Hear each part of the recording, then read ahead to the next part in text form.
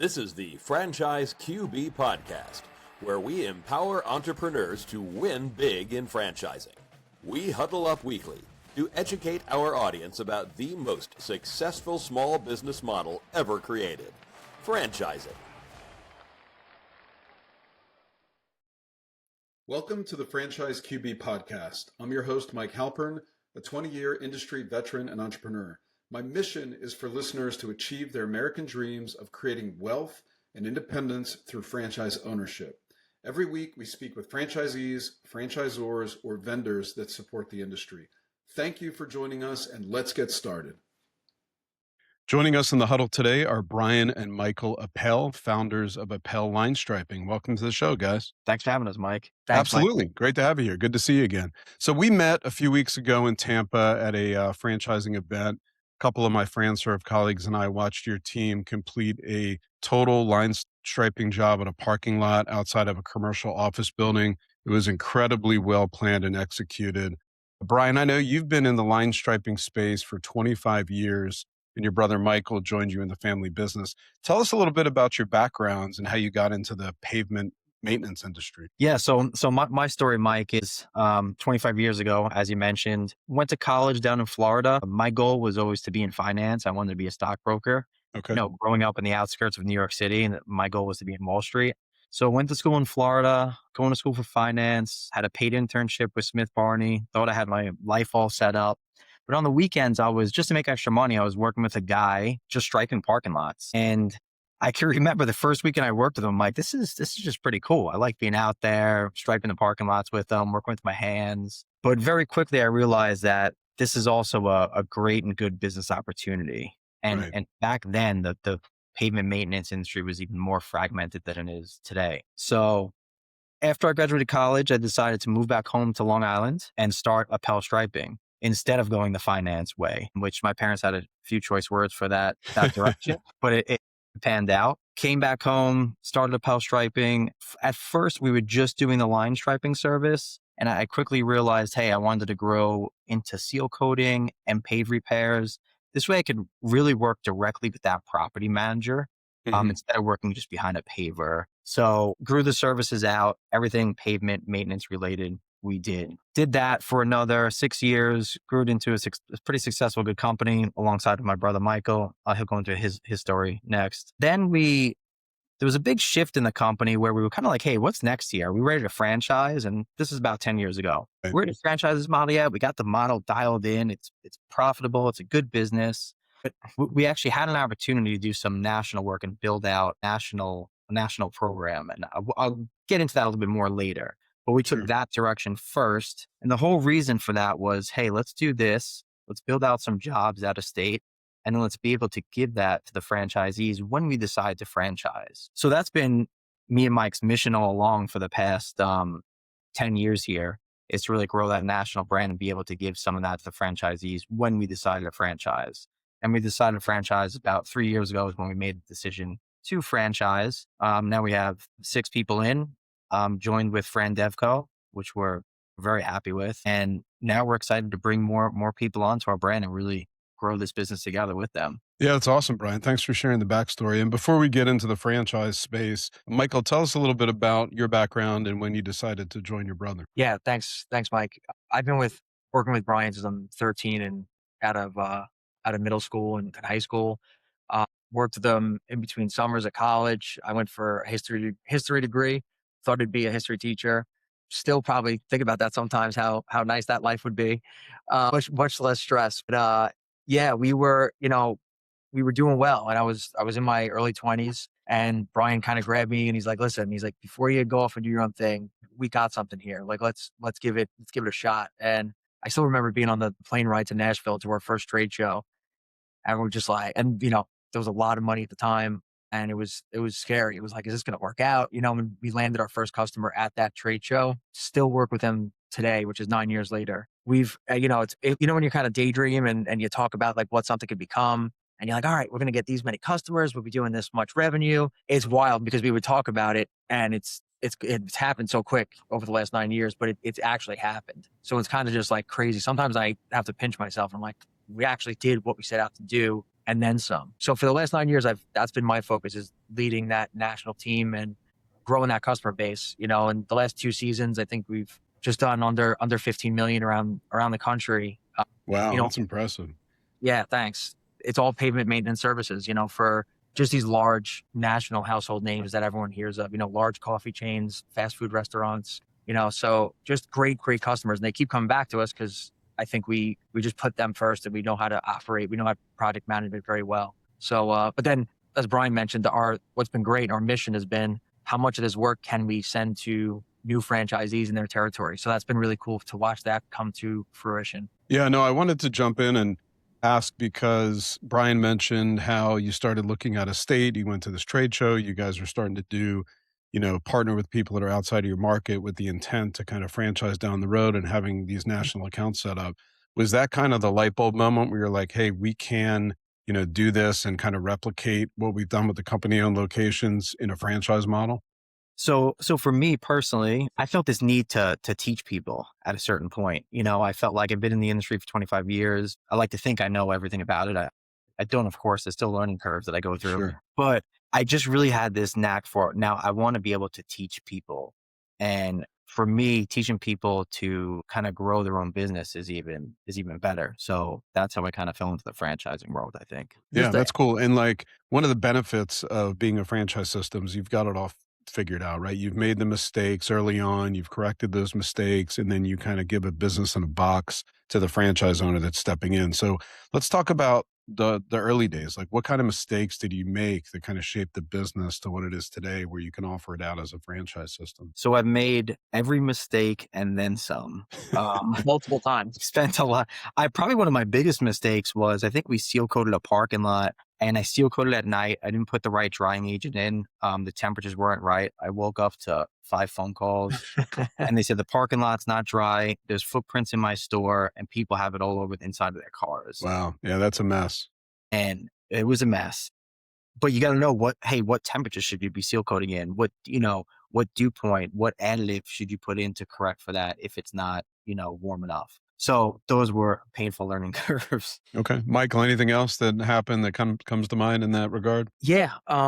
Man, so many mistakes early on. But I think the biggest thing that we've learned, and we try to teach this to our franchisees because it does go a long way, and it's how we've grown national customers too and kept them, is that when you do make the mistake, you have to own it and just handle it and communicate with the customer. And sometimes things happen in parking lots that aren't your fault. If the dump truck driver drives through our cones, that we coned everything off the right way, they drive through the seal coat, you still have to fix it. It's our responsibility to fix it. So handling mistakes the right way is what keeps customers coming back. So that's kind of the way we've always carried ourselves. I think that's great. I had a guest on a little while back who said that he messed up this lady's job. They were doing wood rot repair and he saw her in the grocery store in his town. And he tried to avoid her. And then he's like, what am I doing? Like, I just got to own up to this and be honest about it. And that's going to build trust. And she's going to say, hey, this guy made it right. And it's going to give me a good reputation in the market. So I think that's a really good lesson to learn early on in a business ownership. So, at what point did you guys realize that we really can make this a national? Because at what point did you say,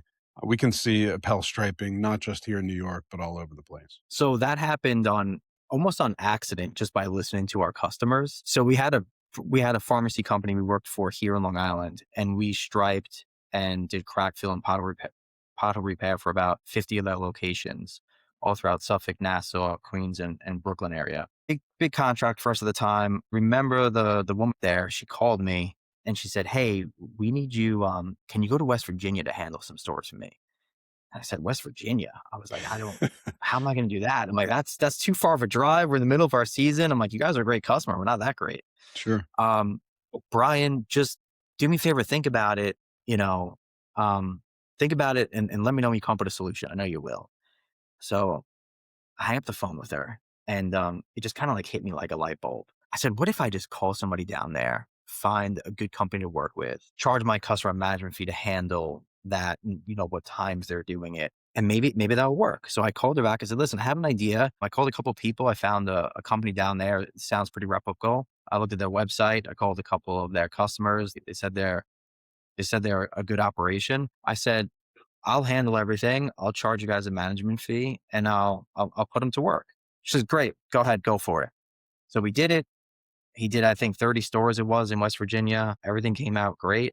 We got paid. We made a little bit of money. And we paid the sub. He was happy. And that's really how our national program started. Was Yeah, from I that. mean, it's great. You like went above and beyond for the customer, but it turned out to be a really good business model for you guys. And now that kind of leads into all these relationships you guys have with these independent contractors that Yeah. you can kind of, understand like which markets are good and, where do you Yeah. want to target for your franchise owners. So, That's the biggest thing, Mike, too, to yeah, jump to that a little bit, because it's like we have such a grasp on talking to so many subcontractors like in America. Like we even get information from them on like new machinery comes out before even I hear about it sometimes. So mm, that's great. And we're able to leverage pricing with them. Like, hey, what's this area pricing? What's the market look like in this area? And it helps our franchisees with us knowing that information. yeah. I want to jump right into national accounts. I know we've kind of touched on it a couple times, but that's such a big thing for a new owner coming in. Obviously, they have to win their own business. They have to ratchet up their Mhm. marketing. They have to build relationships and all that. But you guys give them a head start. Can you talk a little bit about your national account program? Yeah, definitely. It's been a blessing. So I think 5 out of the first 6, I think we've actually trained them. Their training is taking place on national jobs. So, which means, I mean, they're actually making money on day 1 while we are there with them, showing them the services. That's awesome. That's been great, right? I mean, that's like, and so I get that because sometimes it just lines up because we have so much work that, before I go to Atlanta, I have to work there, right? But I've done some stuff. I maybe in Houston at the time when we set up our franchisee there, I didn't have anything too close. I have such good relationships with some of my customers. I literally just called them up and I was like, listen, I need a couple of striping jobs close by because I'm training a new franchisee. I'll give you a discount. They're happy to do it. So I set up 5 striping jobs that week. So been able to do that almost like it's like a little bit of a welcome package sort of thing. But then obviously it's in their back of their mind that we're also there locally. So now they're, even though they're going to send me work anyway around the country, maybe they're sending me some more in Houston area and that market. So that's been good. The other thing is I think we do national accounts a little bit differently than other franchises. I don't want to speak for everybody. I know some or most franchisors or franchise companies, they grow the franchising first and they have a bunch of franchisees around, and then they'll leverage that to get in with national clients because they say, hey, listen, we're in 30 states and we could do this for you. We did Right. the opposite, right? So we grew all these national accounts in all these states. We don't like force work down our franchisees' throats. It's like, hey, we have an opportunity for you. Do you want it? You could accept it or decline it. No hard feelings if maybe it's a 45-minute drive and you're like, I'm so busy, I don't want to go do it. Mhm. No, it's not a problem. Or maybe it's too small. Some of our guys are doing such large jobs that if they just get a small striping job, even if it's down the road, for them to go do it, they're actually, not going to lose money on the job, but in the big picture, they're losing money because they should be on a $5,000 job rather than the $1,000 job. Right. So it's not any kind of thing where we force it upon them. It's been a blessing that I would say well over 90%, 95% of what we offer gets accepted because it is good margins. It's already handled. They get the overhead from us and they know what's going on. The scope is laid out and it's for a great national customer that they know they're not going to not get paid on. Right. Yeah. So it's been great. So give me a couple brand names that the audience would be familiar with that you've done work with in this capacity. Absolutely. So Starbucks is one of our favorite Never customers. heard of them. Never use that. How about O'Reilly Auto Parts is one of my crown jeweled, diamond type customers. Service King, Crash Champions, they merged recently. One of my favorites. Do a ton of work for Raising Cane's around the country. Valvoline Oil Change is another one. Best Buy. So we have like probably about 50 plus of these national Wow. customers, and they just some are larger than others, of course, but they just I have a whole team of people, 6 people on my national side that there's just work orders coming in every day, all week long, and they're being accepted and they're being sourced out. And the more franchisees we get, the more that's going to be sourced right to a franchisee rather than a subcontractor. And I love my subcontractors. I have great relationships with a lot of them. After building up those relationships for 9 years, right? You do hundreds of thousands of dollars with people. There's a camaraderie there. But my loyalty obviously is to my franchisees first. Our vision, our mission is, hey, let's cover as much of the country as we can with Appell franchisees because they're going to be using our equipment, our paint, our machines that we know works the best, which leads to even a happier customer because the quality is so high. Yeah. And one thing you guys mentioned to me when we were in Tampa that was kind of an eye opener is that like a lot of these restaurants accounts, you mentioned Cane's, they stripe pretty frequently. Like it's almost Mm. like keeping up with the Joneses where, the exterior, that like curb appeal is so relevant for, post pandemic where the guests aren't going inside in fast food. They're going through the drive through. So they want that to be pressure washed. They want the building to look nice. They want the parking lot and the landscaping to look nice. And you guys benefit from that because if they stripe every year or twice a year, I mean, that's recurring revenue for you guys and your franchise owners that I think a lot of people don't think about. Yeah, the Yeah, no, parking lot sure. is the parking lot's the new lobby, is Mhm. what a lot of people are saying. So 90, this is a stat I heard from one of my customers, a fast food customer. They said 92% of their customers don't even go inside the store anymore. Wow. It's the pickup. Think about there's 5 parking spots that are just dedicated to pickup. So they might go in the parking spot, they send a text to the QR code, someone comes out and delivers it to them. They still don't step foot inside the lobby. And then even the people that go in the lobby, they're just walking in, grabbing the food that's waiting for them. They rarely sit down. 92% of your customers are going only to the parking lot. You want to keep your parking lot and the outside of the building looking as nice as possible. Yeah. So I know a lot of people have concerns about consistency in any franchise system. Mm. Like, how are we going to keep this looking the same, acting the same, behaving the same when you go in New York versus Tennessee versus Texas? How do you guys, as an emerging, kind of an earlier stage franchise system, you have an opportunity now to kind of keep that consistency? How are you making it happen? So we're very strict on what machines and materials that the franchisees could use. So we build out their striping package here on Long Island at our facility. We put the machineries that we recommend, the paint products we recommend, the standardized stencils that we use. That's like a great baseline because I've used machines that suck and material that suck, and I've gotten, what happens with that, and sometimes you don't know it until you're in it. So we've been through those growing pains of figuring Right. out what are those best materials and best machineries to use. So from an actual doing the job perspective, this is what you're going to start off with, because it's the best in the business. Yeah, you mentioned that there's kind of some secret sauce, right? You have to use the right paint, you have to use the right additives, you have to be at the right temperature. So all of that, when you make sure that the franchise owners are trained properly and they're supported properly, you should see that consistency regardless of where the jobs are done. Yeah. Yeah. Cool. So who are you guys looking for? When you think about an ideal franchise candidate to join Appell and get into the, pavement maintenance and line striping industry, who's ideal for you? I mean, I know there's probably a moving target there, but early on, who have you seen have been really great to kind of follow them up? Yeah, definitely a little bit of a moving target. And what I thought would be my perfect candidate maybe has changed a little bit. I Okay. think the number one top thing is like that positive person. I know it sounds cliche, but it's like so true. It's like if you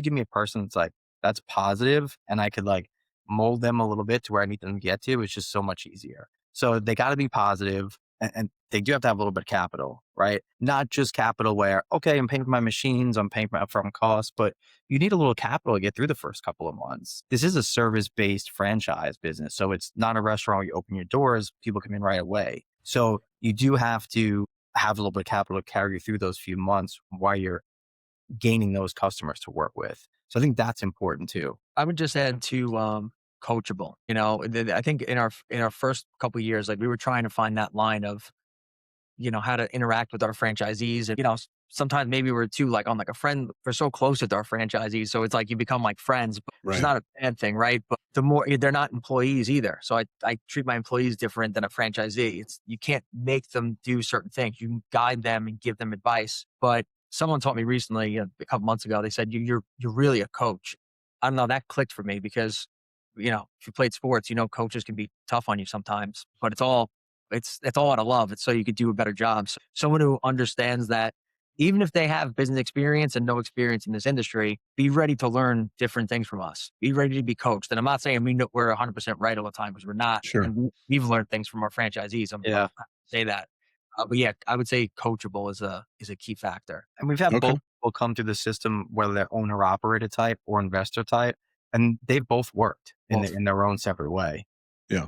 Okay. Very cool. Yeah. I mean, coachability, mindset, capital, those are good things to start with. So let's talk a little bit about capital. Item 7, in terms of the startup cost range to get in and become an Appell owner.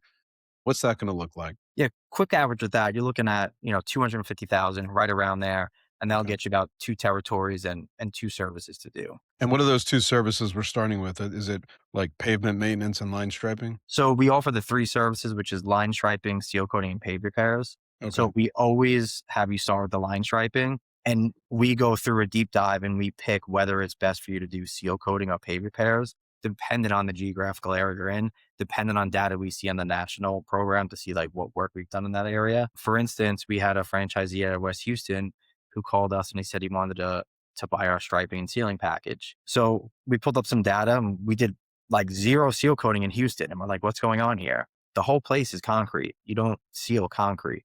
So we were like, Dave, we're going to talk to you about doing the seal coating for the sheer reason there's not a lot of seal coating going on in Houston. Another reason I think that the national program is important. And then you guys have a heads up on what's going on in the market. That's really, really helpful, not only to you as the company, like making good decisions about what markets go into, but like you could speak with real world experience to your owners that are coming in and saying, hey, this is what we're seeing. We have a ton of activity. Here are the accounts. Like, that's pretty cool. Yep. Yeah, this has been great, guys. I mean, I was really impressed when I went out to the job that was down in Tampa. It seems like a phenomenal concept, relatively low startup cost. I'm excited for you. Anything else you guys want to add to the mix before we wrap up today? No. I mean, I'm humbled with the amount of phone calls we're getting lately from candidates. So I've been humbled the past couple of weeks, and it's been a really cool experience. So I'm excited for the future. I'll just add that it's been humbling. It's been exciting. It's a lot of work, but we have so much energy right now because we're so excited how things are going. But I would just say if anyone's interested, if you're thinking about getting out of corporate America, because that seems to be a big theme in candidates that we're hearing from lately, and you want to control your own destiny, whether it's with us or a different franchise group, go for it. Look into it because it's a lot of work, but damn, it's rewarding when it really works out, and it's worth taking the risk. I love it. Well, if anyone listening would like to connect with Bryan, Michael, and the Appell line striping team to learn more about becoming a franchise owner, contact me at franchiseqb.com and I'll get you connected. Thank you both so much for taking the time to get in the huddle with us today. Thanks, Mike. Appreciate you. Thanks for having us, Mike. Thank you for listening to the Franchise QB podcast, where you're at the helm of your future as a franchise owner. If you enjoyed the content, please rate the show and recommend it to anyone that might be interested in franchising. Make sure to visit franchiseqb.com to subscribe to my newsletter and for an actionable playbook to go from walk-on to legend in your new business. Follow us on Twitter at QBFranchiseQB and join us every week for a new episode. See you next time. Visit franchiseqb.com to take the next step of your journey towards wealth, independence, and franchise ownership. And remember, when working for the man gets old, you must do something bold. Thank you for listening.